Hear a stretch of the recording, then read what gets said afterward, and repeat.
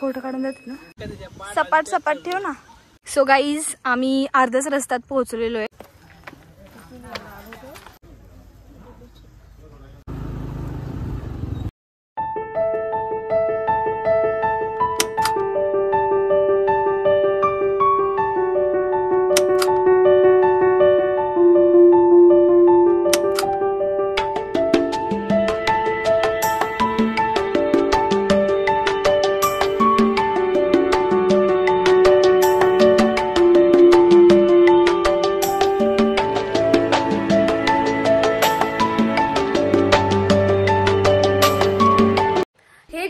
तर आज आम्ही जाणार आहोत वाड्याला आणि वाड्याला आम्ही जाऊन म्हणजे आमचं सगळं काम करणार आहोत आणि ते झाल्याच्या नंतर आम्ही जाणार आहोत शंभूच्या मंदिरामध्ये। म्हणजे आमच्या इकडे एक शंभूचं मंदिर आहे आणि ते मी कधीच अजून गेले नव्हते तिकडे। म्हणजे एकदाच गेले होते तर मी व्लॉग नव्हता काढला, बट आता मी त्याचा व्लॉग काढणार आहे कारण आज आहे श्रावण महिन्याचा पहिला सोमवार। सो 71 वर्षानंतर सोमवारी श्रावण महिना सुरू होतोय। तर मग आज आम्ही त्या मंदिरात जाणार आहोत दर्शन करायला छान छान।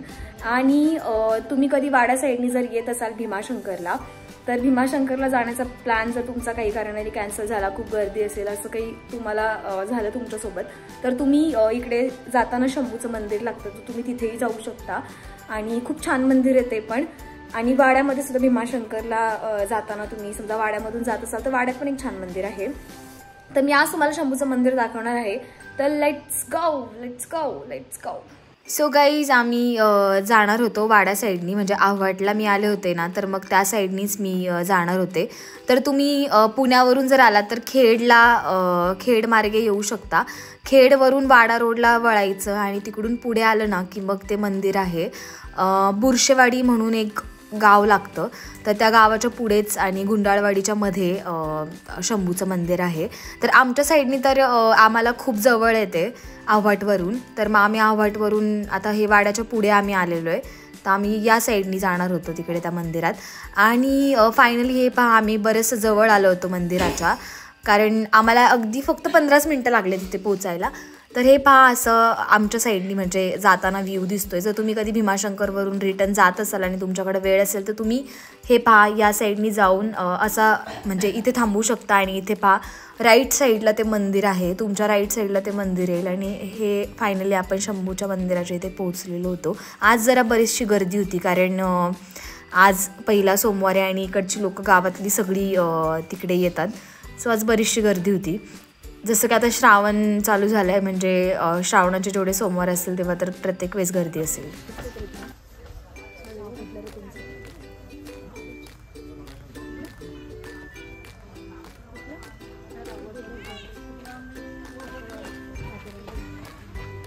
मग मी हे लावायला सगळ्यांनी लावून घ्या, मी टाकते ये भावडी त्यांना पण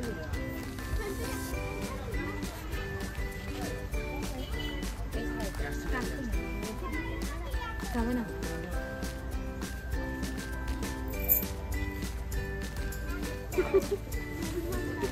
आम्ही तिकडे गेलो यायला तेव्हा आहे ना नाही येऊ ना भावडे बघत बसला तिला लावलं, तिला मी घालणार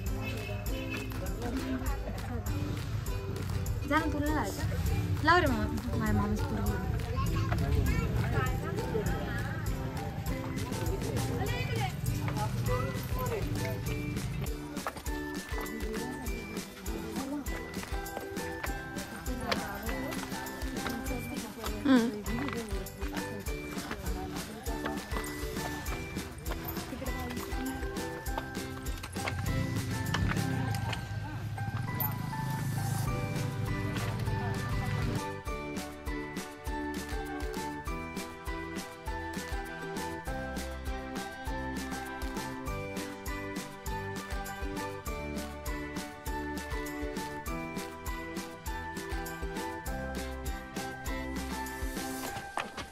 सो गाईज फायनली आम्ही चढायला सुरुवात केली।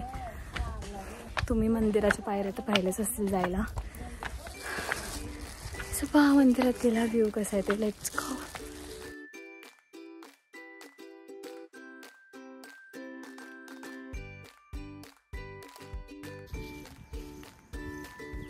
सो गाईज आम्ही अर्ध्याच रस्त्यात पोहोचलेलो आहे.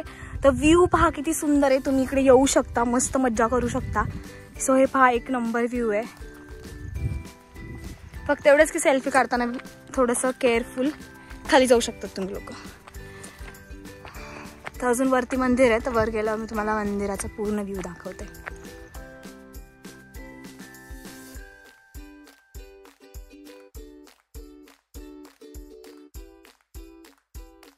सो फ्रेंड्स, खूप जास्त पायऱ्या चढून वरती आल्यानंतर श्री शंभू प्रसन्न हे पहा इथे कमांड लागते आणि पुढे दरवाजा आहे. तर तिथून आत आल्याच्या नंतर पहा हे मंदिराचा असा व्ह्यू आहे.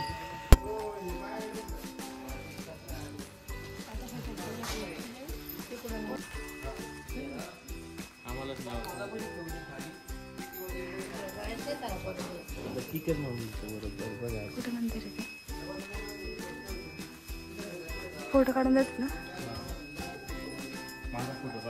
चल चल ना.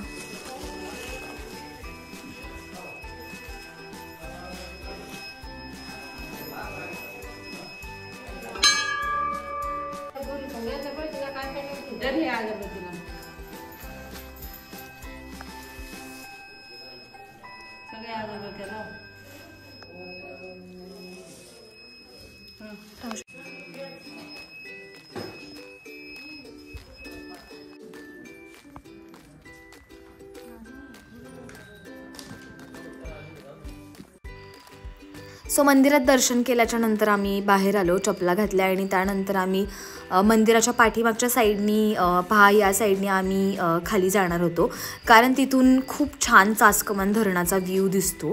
सो माझी मम्मी सांगत होती की इथे खाली काही गावं पण होती. जेव्हा धरणाचं काम सुरू झालं त्याच्यानंतर काही गावं ती उठली तिथली आणि दुसरीकडे गेली, म्हणजे दुसरीकडे शिफ्ट केली ती. पण इथून खाली गेले तर पहा इतका छान व्ह्यू दिसतो.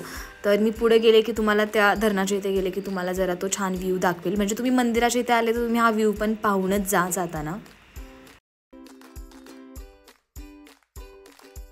सो गाईज हे पहा, थोडंसं मंदिराच्या पाठीमागे आलं की छान चासकमान धरणाचा व्ह्यू दिसतोय.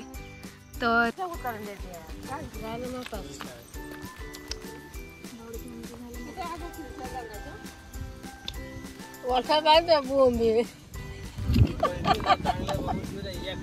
सपाट सपाट ठेव ना, ते माग येतोय.